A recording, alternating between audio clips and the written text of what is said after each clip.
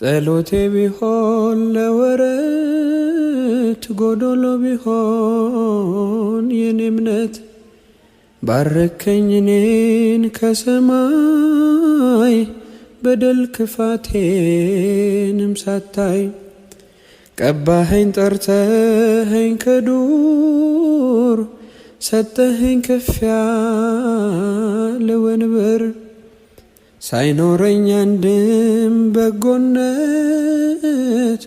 ባረከኝ በእጅ በረከት።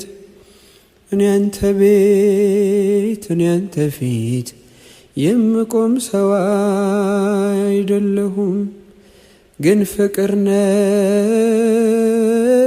ለዘላለም የሚመስል ማንም የለም።